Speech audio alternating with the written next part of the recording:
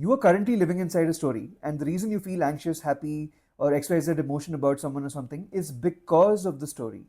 Yes, some specific stories command how you feel. Imagine you're walking your dog and both of you stop in front of a building.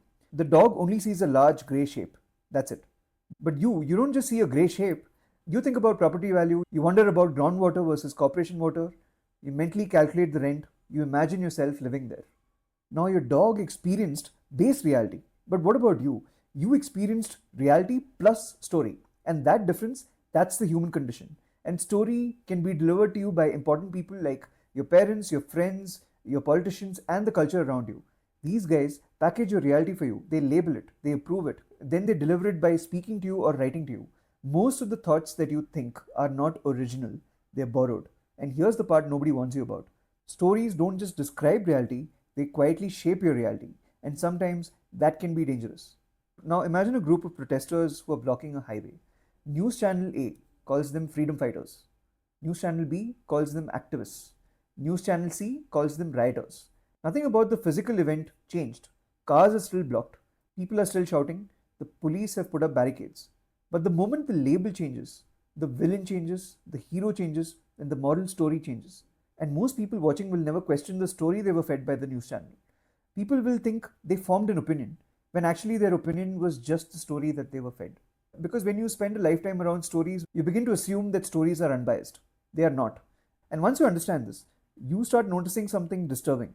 Convincing on a large scale, maybe global scale, does not happen through facts. At every point in history, we had forces trying to convince us of something. Politics, corporations, influencers, religion, movements, even your own family sometimes. And here's the trick that they all use consciously or unconsciously. They don't argue about reality, they rename reality. Because the moment you rename something, you stop seeing the fact and you start tasting the story. And the flavor of the story controls how people emotionally react to the fact. Advertising a certain perspective of the world, that's something that used to exist in ads, but now it's crept into modern language. I've heard many influencers describe corporate life as slavery. And when I first heard it, I agreed, because I was unhappy in my corporate job. But that statement was designed to make me feel that way, because the influencer has an agenda, views, courses, followers. When you examine the statement carefully, it is completely devoid of nuance, it's exaggeration. And while this example is harmless, the same storytelling technique can be used to sell hate, or loyalty, or fear. Another example, let's say one person on TV says, "This policy protects national identity." Another person says, "This policy discriminates against minorities." Same policy, two completely different psychological worlds. And once you notice this, you can never unsee it. There's a word called glibness. It means sounding confident, polished, persuasive, but empty underneath. Fact is usually boring. It's uncertain and requires you to sit with it. Fiction? Fiction is confident. And humans are attracted to confident stories because they're very emotionally satisfying and super interesting. Here's the skill that nobody teaches you.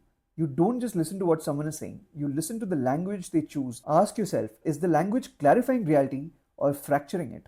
Are they creating understanding or creating distrust? Because one of the worst things language or stories can do is turn complexity into us versus them. And you're retarded enough to believe that you should open up your country to a bunch of people from a country that can't even figure out a proper sewage system, you're probably on the wrong channel. I have my gripe with the Indians. And the moment a story forces you into sides, you should get suspicious, very suspicious, because reality is not that simple. Now, this is what you should keep in mind. As a human being, you have the ability to tell stories, but ability is not reality. So don't confuse the two. Story is not reality. Story is a layer placed on top of reality. Underneath the story, all the words, there is just the raw experience of something. Color, sound, texture, taste, sensation. That is base reality. Everything else is interpretation. We don't just experience life, we narrate it constantly. So, what's the real problem? The problem is stories are also distortions. Every story can highlight something and hide something else. Every identity story, every national story, every bit of history carries an emotional punch which makes us react to it. They can carry millions of assumptions along with it, assumptions that you didn't consciously choose. Now, this can shape how you live, who you trust, who you fear, what you desire. So, you don't get to escape stories, but you do get to choose which stories you allow to dominate your perception. If you want to think clearly, choose stories with the least amount of unnecessary storytelling. Choose stories that unify. Choose stories reflected in observation, reflection, curiosity, and reason, and slowly move away from language rooted in possession, superiority, resentment, and identity wars. Because those stories don't clarify reality, they weaponize it.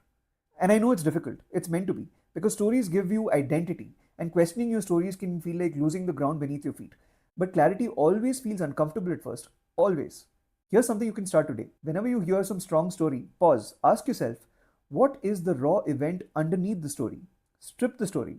Look at the sensation, look at the behavior, look at what actually happened. You'll be shocked at how often reality is quieter and clearer. So the next time you feel strongly about something, pause. The most powerful form of independence is not political, it's not social, it's not even intellectual. It's rooted in your ability to find truth. The moment you control the stories shaping your mind, you begin to control how reality appears to you, and that changes everything. I hope you enjoyed this video. Please subscribe for more.